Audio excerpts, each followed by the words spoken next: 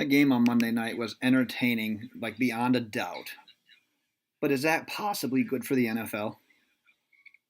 I don't know how it can't not be good for the NFL. People talk about it not going or wanting to go away.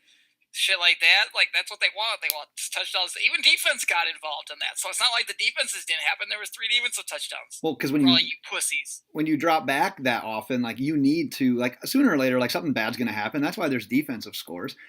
Fantasy is like killing that game. I want that game to be played once a year. I don't want that every week. That's crazy. I want that every single game. All right, let's dive into it. But first, let's get loaded because this is the Loaded Box Podcast. Where we never finish first because we finish last. Always, we are your hosts, Ben Morgan and DJ Primo, and this is the Loaded Box Podcast.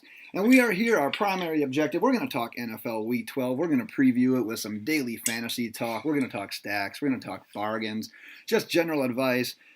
Fantasy football listeners' questions, we got it all. But let's go back real quick to Monday night, Chiefs-Rams. I mean, honestly, what we were talking about right before we started here, that's what the casual fan wants. They love that. However, I have a theory that this is going to completely change the game if this is the way NFL offenses are running. And I know not everyone's doing it. It's the Saints. It's the Chiefs. It's the Rams. Like, sooner or later, though, other teams are going to start catching on, and it's going to change the way the game is played. And maybe call me old school in this, but I want a little bit of defense. I want there to be both sides of the ball. I don't want it to who gets the ball last, who has an opportunity to score. I don't know last. why you're surprised, though. It's not like either one of these teams came into this game and had a great secondary. It's like you knew this was going to happen because it's good offenses versus terrible defenses. Kansas City can't cover anybody. The Rams can't cover anybody, and they can't stop the run. Like, there was just bad defenses. So, you know what? You go and watch other games, and the other teams put up big points to get them, but they slow down a little bit because defenses are better on the other side. That could maybe be like the Chiefs' kryptonite or something like that, that they have a couple of stops. Could be. People get stops on them, but it's just the bad defenses, and that's what we want versus incredible offenses. I tend to think that the Eagles have at least an okay defense, but man, we just saw the Saints just completely annihilate them. It doesn't matter. Look at their drive-by-drive, like the last game and a half. They haven't punted since like 2017. It's ridiculous. I mean, that's just an efficient offense, but I don't know. It's not like the Eagles' secondaries this good. I know it's not. Front seven's good, but again, secondary is bad. But when it came to that game, everybody knew what to expect because literally the Chiefs' defense is maybe the most inept defense in the history of football in general, and the cornerbacks didn't even exist for the Rams anyway, so they don't have any secondary. It's just that's what you expected. Yeah, it's the Rams didn't even get the ball to Todd Gurley. They didn't even need to. I mean, that was the thing. It's like Todd Gurley wasn't even involved. He had his worst fantasy game, and it wasn't even like terrible. I mean, it wasn't good compared to Todd Gurley, but dude, we could have an entire podcast of that game. I'm not gonna lie. Like I said, I want the NFL to not be quite that way every single game, and I know we're a long ways away from that being a thing, but man, just in general, like I was glued to the TV. I couldn't leave. Like that game was unbelievable. I wanted overtime. I wanted 60 points from one of those teams. You know, say anything? Close enough. Okay, thanks. All right, before we get going, one last thing I want to talk about real quick, because if you're watching on YouTube, you see what I am about to be holding up, and it is a Davante Adams Blaze mini helmet from the Packers. Blaze! And I know that DJ just wants his hands on this thing right now. That's why we had it shipped to me instead of DJ, because he wouldn't even have given it away to the listeners.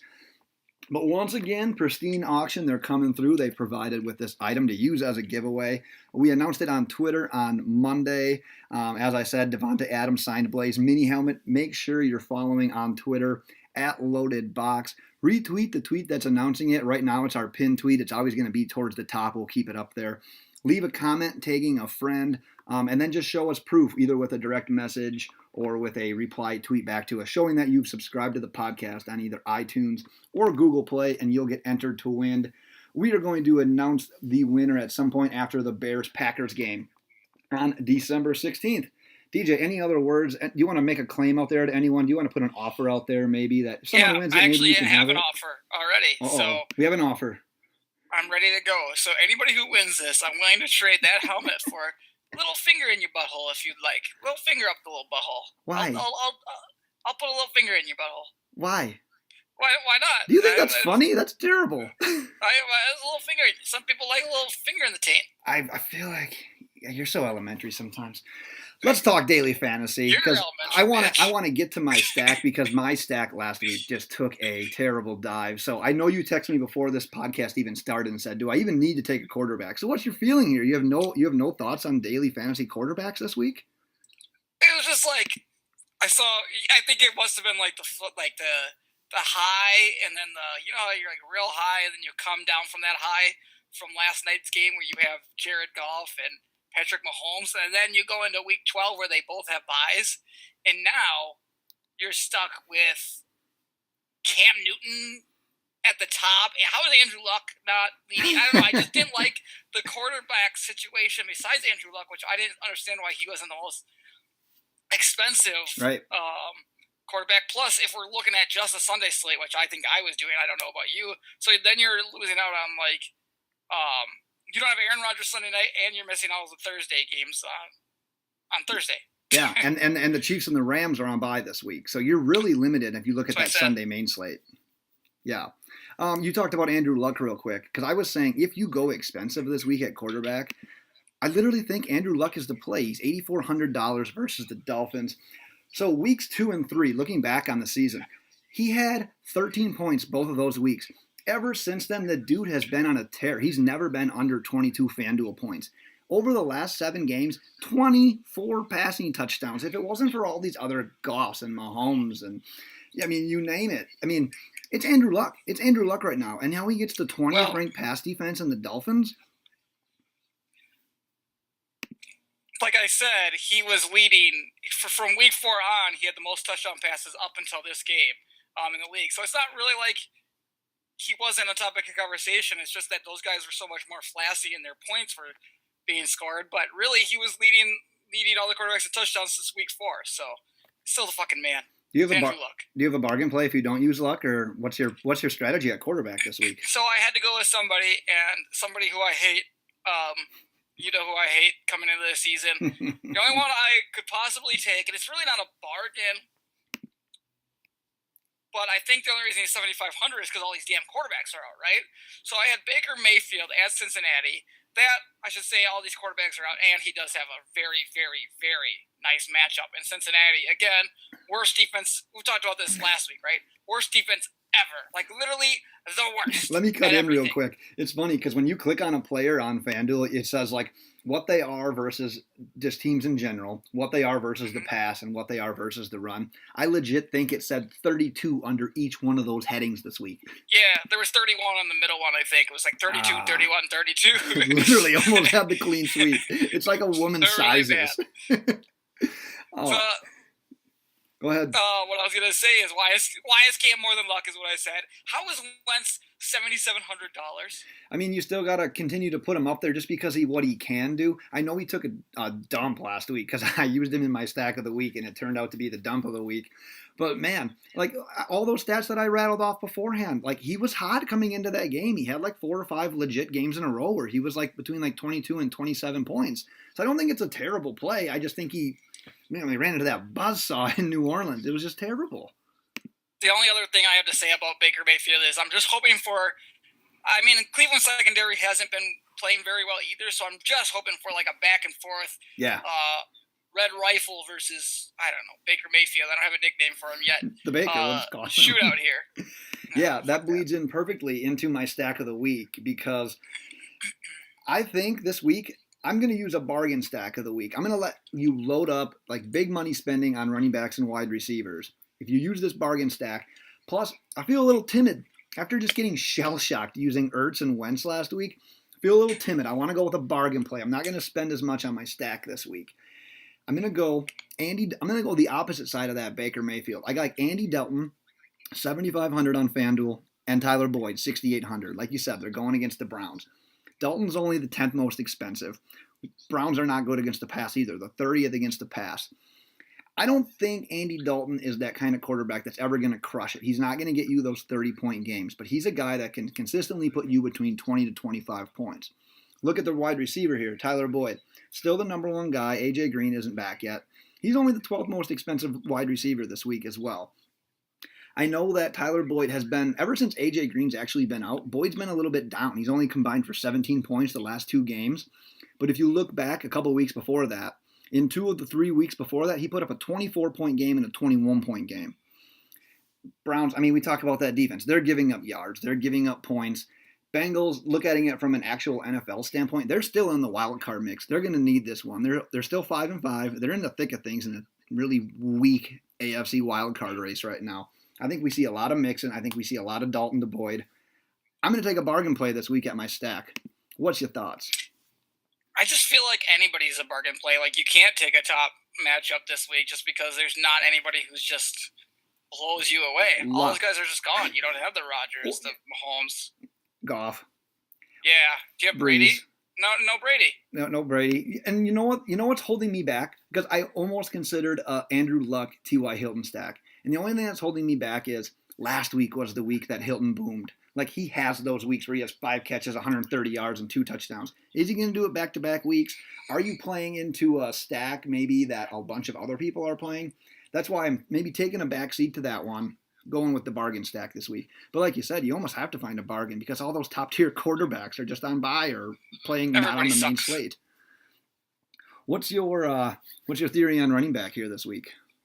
So I thought this one was interesting, and maybe I'm seeing things or something, but Sony Michel is only $6,600 at the New York Jets, and I'm like, just based off of pure value, a guy I think that should be mid to upper 7,000, 7,500, 7,700 in that region. He is coming off of a bye, should be fully healthy, and I'm just really confused at why he's so underpriced. As Belichick, like I said, all preseason, all offseason, after they drafted him, they wouldn't draft this guy. He clearly loves him.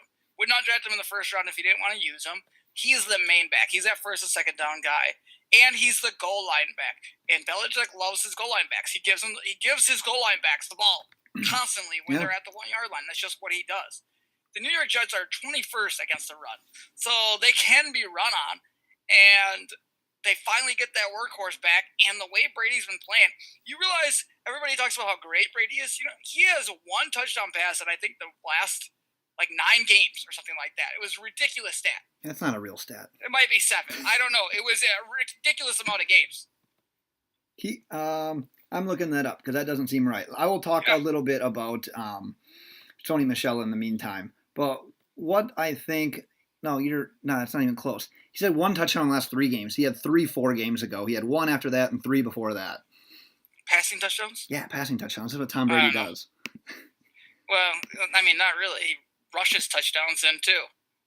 He has 4 straight. I don't know why we're talking about Tom Brady running the ball. You admitted before this episode that you were going to be off, and wow, God, you are not on today. Like, what happened? No. 3 hours of sleep last night. He hasn't been incredible this year, as far as it goes, as far as passing touchdowns. No, he hasn't. He had 11 points last week, 15 before that, 13 before that, and then he had 4 games in a row with 20. So with Gronk out, the whole point is he has not been good throwing the ball. No. He has no Gronk, and that just puts the onus more on giving Sony Michel the ball to take a little bit of that pressure off of Tom Brady. They have to use Sony Michel. That's the whole premise behind it. It doesn't fucking matter really how many touchdown passes Tom Brady has. Correct. It's not conversation's out about Tom Brady. I just want to ensure that the listeners know that you don't think Tom Brady threw 1 touchdown pass in the last 9 games because that's just ridiculous. It was ridiculous. It was just ridiculous. Maybe it was the last 3 games. I just read it and I was half asleep when I was reading it. Yeah, DJ had issues sleeping last night, so he's just reading random stats. Okay, let me talk a little bit about Sony Michel, and I think that the only backlash you could think of is his last 2 games that he's played in. I think he's only combined for 5 points. So you're looking at what have you done for me recently, and the answer is nothing. But what you have is the Patriots got shell-shocked by the Titans, right? Just a total outlier game. They have one of those every once in a while. They were the top rush defense in the league at the point. So. Exactly. So that's the thing that you have going against you. Can you find a better play? In my opinion, yes. Are you wrong for using him? No, and I think the biggest reason that you are not wrong for using him is because I think his ownership is going to be so low. Man, if he gets 2 touchdowns, that's value right there. 6,600. And 6,600. If he gets 2 touchdowns in that game, throws in a couple of catches, that's extreme value that not many people are going to end up for getting. A guy who's RB1. Those 4 weeks that he was playing healthy. Right. Yeah, let me hit on another couple of bargain guys before I talk about one other running back here. A couple other bargain options I was looking at would be Duke Johnson. He's 5,600 at the Bengals. Since the coaching's change, he's had 12 points and 25 points. Like I said, Bengals are ranked 32nd or 31st in literally every single category. So I like Duke Johnson. Another guy, a new face. People didn't even hear about this guy a week ago today. Gus Edwards of the Ravens. He's only 53. Don't trust it. Don't trust it. All right, well, I'll give you a second here. $5,300 versus the Raiders. Keep that in mind. It's the Raiders. He had 20 points last week, basically in his debut. 17 carries, 115 yards, and a touchdown. Now he gets the Raiders that are 31st against the run defensively. Why would you be anti Gus Edwards? I don't what happened to Alex Collins that he gets a touchdown and that he doesn't exist and Edwards is there. Just it's like Bellatrix at its best. Don't trust that. Don't trust it. Just don't trust the Ravens running back situation. I don't think that's anything I want to gamble on. It's like playing roulette. Just fuck it. I'm not getting anywhere near any of those running backs. I can see that theory in DFS. Like I like it as a bargain play this week. I like him and Duke Johnson. I don't mind Sony Michel. What would be your advice though? Like let's say in a standard redraft league, if you have, let's say you have Alex Collins, are you putting in a waiver claim for a guy like Gus Edwards, or are you going to ride it out with Collins? I don't know. I had to go big ballsy last week, and I had to sit there and wait for somebody to draft Josh Adams. So I'm probably just waiting until I see who people. That's what I did. Dropped off the waiver wire. I don't know. That's just not a risk I'm willing to take. I'd rather have somebody be like, maybe I can sneak this guy off a waiver wire and then grab somebody and try to get him back on, which is what I did. Worked out for me. I still lost, but he had 12 points, Josh Adams. So I just don't. I don't know. I'd want to hear more about what Harbaugh has to say, but I'm not going to sit there and. It's like a carousel there. I don't get what's going on. It confuses the shit out of me. I don't get it either, but I'll tell you one thing. As an Alex Montgomery played once. As an Alex Collins owner in multiple leagues, I'm nervous. Like I'm legit. Like it forced my hand to have to like put a claim in for him. There's no other option because if he ends up being the guy, I'm stuck with Alex Collins who's just going to ride the bench. And that's kind of what ended up happening last week. It was terrible. One more thing before we move on to wide receiver. Hypothetical question for you here. Over-under, a little over-under here for you. Over or under 25 FanDuel points for Melvin Gordon. He's one of the more spendy guys this week. He's 8,900 versus the Cardinals. He's the second most expensive running back. Cardinals are only 29th against the run. Literally, I went by the game by game for Melvin Gordon. He has not had a bad game. His lowest score this year is 15 points. He has got a high score of 34 points, and he averages 23 per game. He said 4 games. Okay, so I set that over-under at 25 for you. He's played in 9 games. He's had 4 over 25, 5 under 25. Which side of that is he on this week? You know what I like to say, Ben? What do you like to say, DJ? Life's too short to bet the under. Always over. You give me over, just like that Rams game last night. I told you guys to smash the over. I told you to smash that over.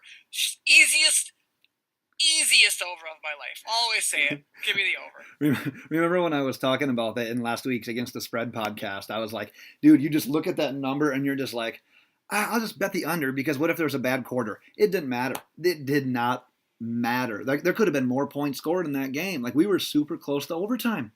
We don't want to talk any more about that game. So you like over on Melvin Gordon, is what you're saying. Settle down. Yep. All right.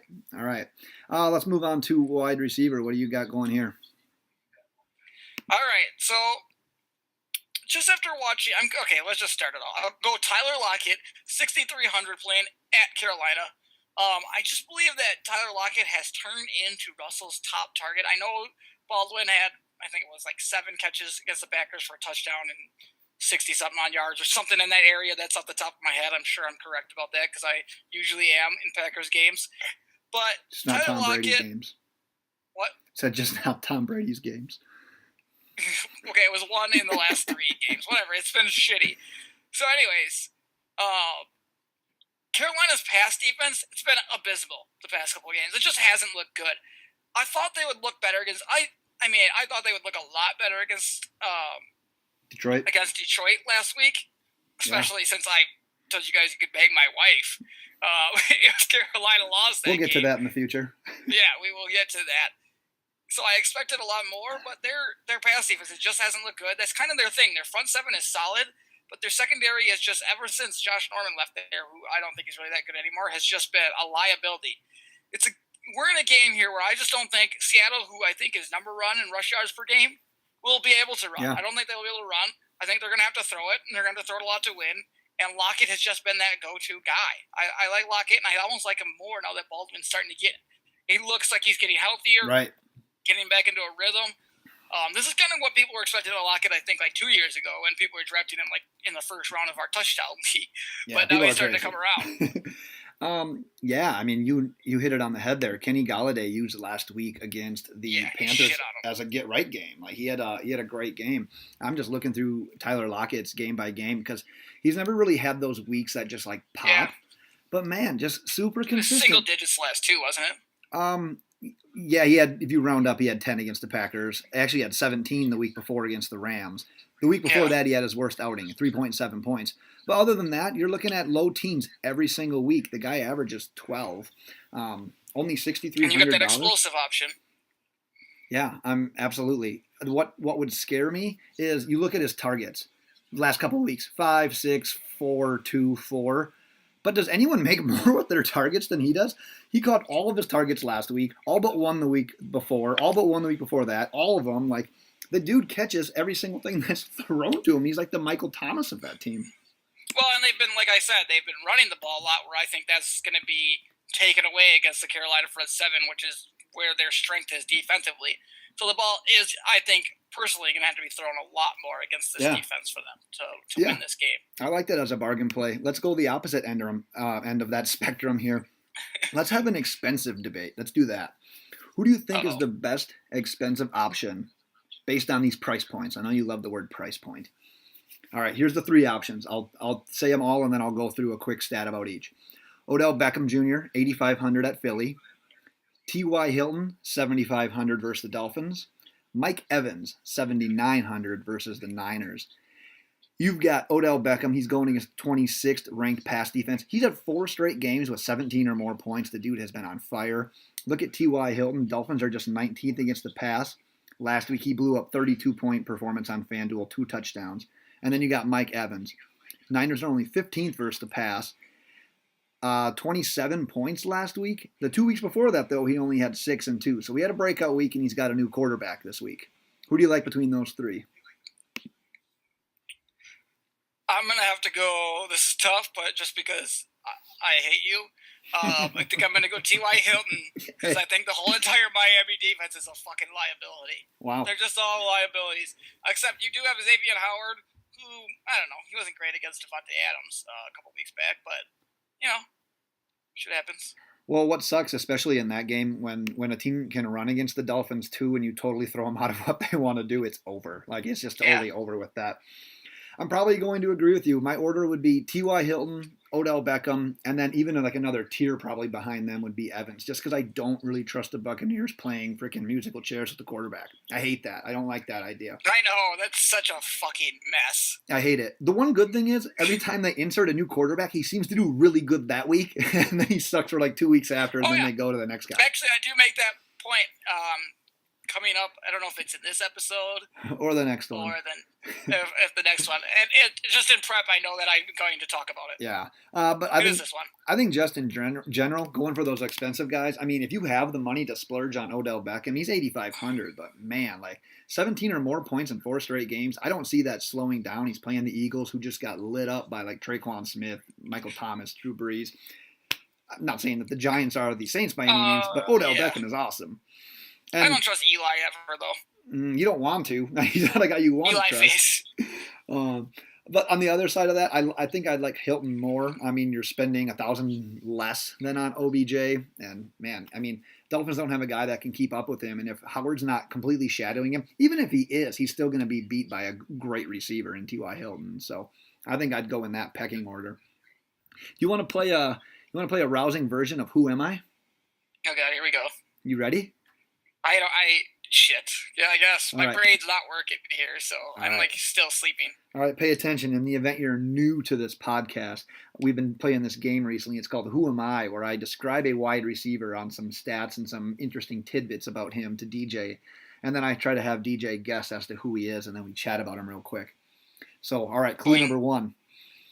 I started the season with double-digit points in 3 out of my first 4 games. Since then, I've only had double digits once.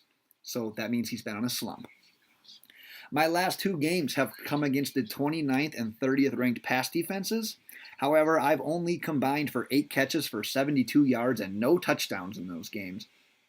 I'm making it a little challenging for you this week. I'm making you think. Clue 3. I'm traditionally known as a target monster, but I'm averaging just 10 FanDuel points per game this season, and I only have 2 touchdowns. Do you have a guess so far, or do you want the last clue? I might have a guess. Is it Jarvis Landry? It is. My last clue was this is my... Holy shit. I was good. just hoping. I thought maybe Target Monster would give it away a little bit. Yeah, that's what gave it away, and then I started putting it together as I knew he had a good start to the season. Yeah, he started fine, but the reason why I'm bringing Landry up and I'm bringing him up on my page right now is because he's only $6,100 and he's playing against that Bengals defense. I'm utilizing him in some redraft leagues this week. I was kind of sitting him the last few weeks. He's not done well. He hasn't had double digits in the last 3 weeks. The targets are down. He was getting, a couple weeks before, he had 11, 10, 15, 12 targets. He's only got 12 combined the last 2 games. The numbers just are not there right now. The Browns seem to be a little bit of a funk throwing the ball. Like ever since Nick Chubb has taken over, it's been Chubb and Duke Johnson. They are the fantasy guys. Can you trust Jarvis Landry? He's only $6,100. Is that a sneaky bargain play? Who do they play? Play the Bengals. I mean, you don't know who to trust. Like we said, the Bengals are the worst at everything, so you probably want to deploy whoever you can. Yeah. And you got to think that eventually Mayfield's got to go back to him. But he's done the same thing with Njoku, too. It's just like, I hate Baker Mayfield. But it's like, I want him to get involved. I need him to get involved. He's doing it to these guys who are very talented. Baker stinks. I hate him. I love how you're playing both sides of that coin. He's your bargain quarterback, but you hate him. I know. I hate him. You know what? I can be right if he dominates, and I can be right if he sucks because I hate him. That's how that works. That's how you play both sides of the coin. That's how you do it. That's how you Colin Coward that bitch. Do you have a flex play of the week here? I do. So every once in a while, I get this gut feeling for a specific guy, and you might know who it is. He hasn't had a good week for a while. Is this? Are you playing what? Who Am I? No. Oh, damn it. I'm not. I'm taking Devin Funchess. Oh, no. $5,400. Only $5,400 versus Seattle. So history has that anytime I do a Devin Funchess pick, whether you're new, whether you've listened, I pretty much nail it. Last time I did it, he had like a touchdown and I think around 100 yards. Just a gut feeling. Funchess is coming off of a game where he dropped 5 balls. And I'm going to say Funchess all the time. Yeah. That's just what's going to happen. For the new listeners, DJ's not totally incompetent. He just loves saying fun cheese. And look, I'm not blind. DJ Moore looks phenomenal. And he looks like he's turning into Cam Newton's favorite target. I love it. I wish he was a little bit faster because then the Panthers went to, I think either got held to or missed a field goal on that one that he broke away last week. That really pissed me off because you can't not score when you're 10 yards ahead of everybody. But where is that coverage from Seattle defense and defenses in general going to start to roll now? I think that's going to start rolling more and more to that DJ Moore. The more his talent kind of shows up, that's leaving Funchess in those one-on-one situations where he goes up and he makes those jump balls, and he's ready to make up for last week after 5 drop passes. I'm saying 80 yards and 2 touchdowns for my Funchess boy. Lock it in.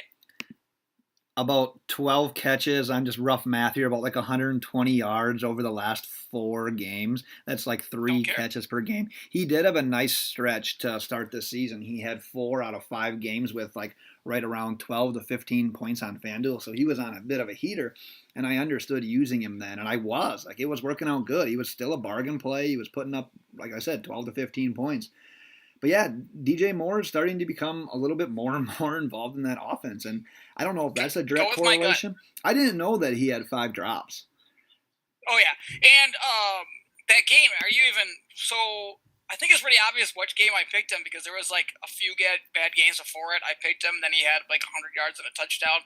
I don't know. I thought I kind of stuck out in the middle of nowhere because he wasn't performing very well up until that point, but maybe not. Yeah, Maybe 2 or 3 games before that. he came off like a 7-point game and then followed it up with a 74-yard touchdown performance. He hasn't had like a baller game. He hasn't had over 100 yards in a single game yet this season. Yeah. So But man, 5,400 is stealing.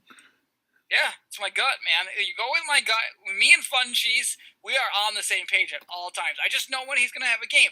It's Devin Fun Cheese game. I guarantee it.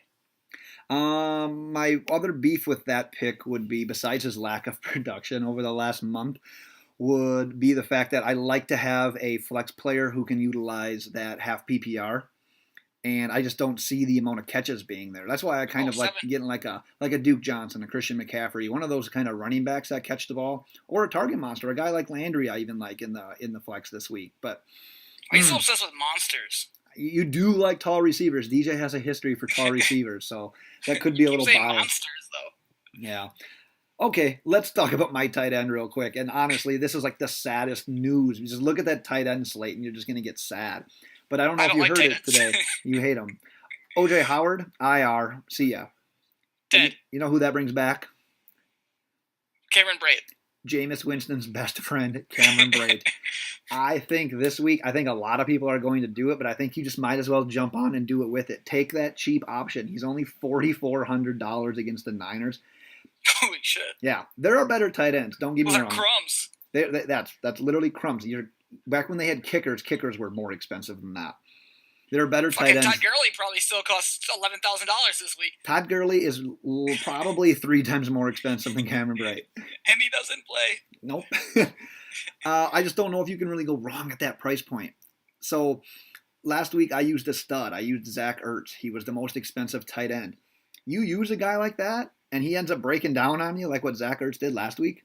The price point between Cameron Brate and Zach Ertz this week is $3,000. You might as well just use Cameron Brate, who has a good history with Jameis Winston. If Winston pops back against a lesser defense and he gets a touchdown or two and you share it with everybody, oh well, at least you're getting those points and you have $3,000 extra to spend. That's why I can't justify taking the more expensive tight end this week. Are you sure that you're just not really biased against Ertz after what he did to you? He hurt you last week. You outed me. You asshole. You outed me. He hurts you. You're a little Butterts. I am Butters. I am legit Butters. That should be my fantasy name in FanDuel if I had one. It should be. Let's pop in a couple of listener questions. We've got a half PPR league. We got Joe Mixon versus the Browns or Philip Lindsay versus the Steelers. I think in this game, with how bad and how terrible the decision making for Denver has been just throughout the year and their running back usage between Freeman and Booker and Lindsay, and you don't know who's going to get it. And just the consistency of Joe Mixon catching the ball, carrying the ball against Cleveland, I think that's pretty easily Joe Mixon. I think that Joe Mixon just shouldn't be on your bench ever. So. Right. Matchup alone, I have to agree with you. I mean, you got to go Mixon just for everything you just said. But man, Philip Lindsay has been solid recently. Yeah. That guy's got to be a top 5 waiver claim of the year, right? Like in redraft leagues. He was good this last week, but 2 weeks ago they didn't use him at all. 2 weeks ago, yeah. I got a couple of numbers here on it. So he's had double digits 3 of the last 4 weeks. That last week, though, 25 points and at least a touchdown in 3 out of the last 4 games. So I understand the debate here. Like, you don't want to leave that on your bench. So if possible, maybe try to make room for them both. But yeah, if you're loaded at running back, with that matchup that Joe Mixon gets this week, I don't know that you can leave that on the bench. You can't bench Joe Mixon. It's just impossible. Right. Let's go on to the next one here. It was O.J. Howard versus Jack Doyle. You're obviously using Jack Doyle now that Howard's on IR. Part of the question was, can you feel comfortable starting him? And I say yes, especially against the Dolphins this week. You're going to love that. But the quarterback debate was Deshaun Watson Monday night versus the Titans. Talk about going from one great Monday night game to a dumpster dive. Or Jameis Winston, the new quarterback for the Bucs, the new again quarterback for the Bucs versus recycled. Perfectly said. Versus the Niners. What do you think here?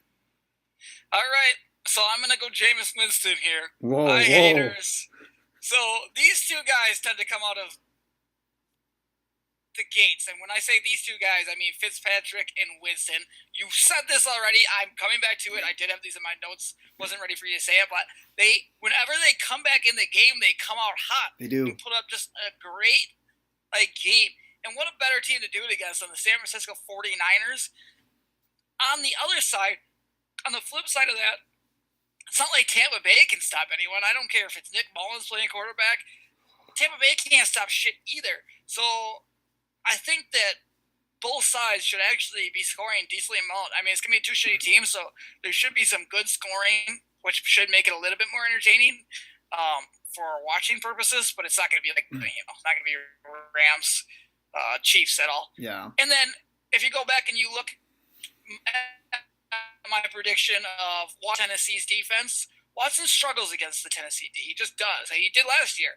And this year, earlier, he had 2 fumbles and an interception. He didn't lose the fumbles, but he did fumble twice in a loss against Tennessee. I think he's going to struggle again against that Tennessee defense. He just has fits against. He struggles against them. Yeah, gosh, it's hard to argue that because that Winston matchup is rather enticing for every reason you said. But I'm going to play the other one of this. I'm going to go with Watson. And yeah, you nailed it on the head last week. I said that Watson hasn't thrown an interception in like 3 games. He's had 7 touchdowns over that span.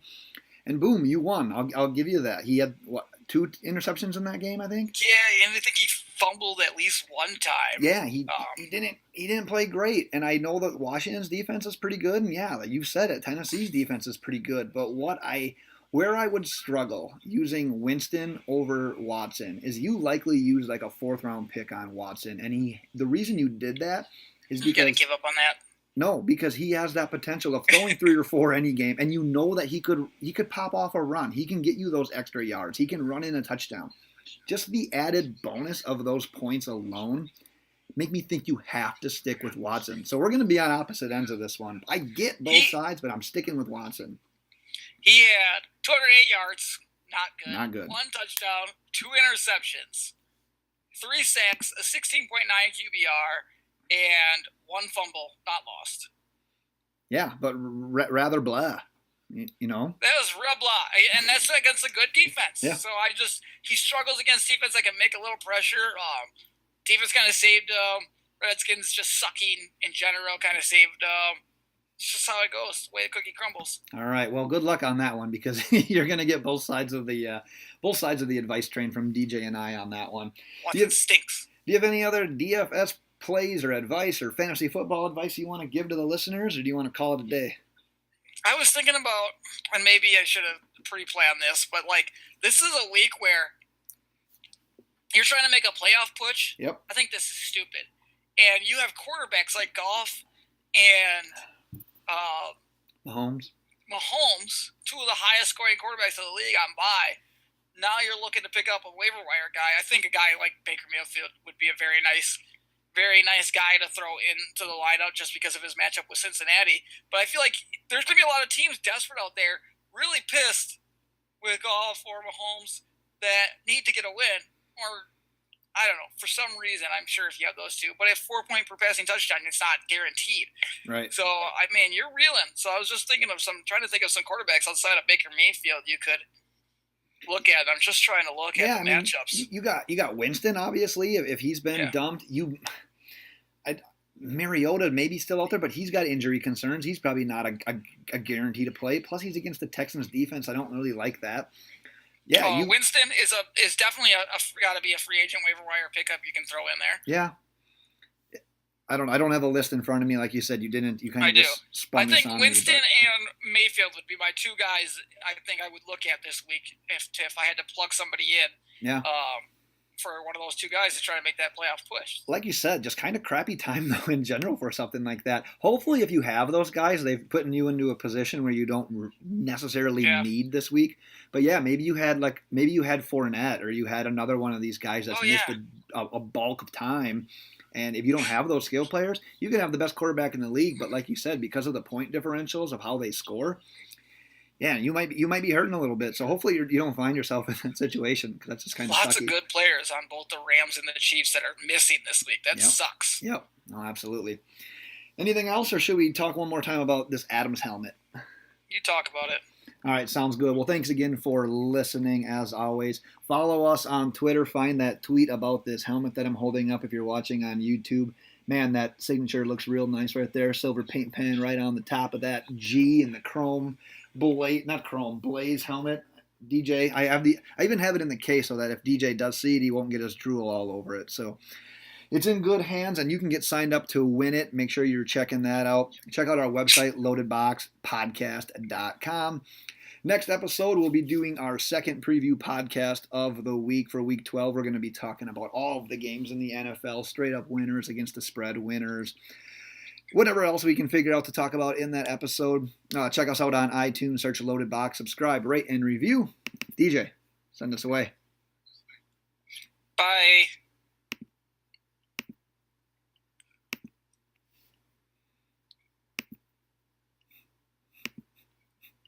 Bye. There you go. That's my tire.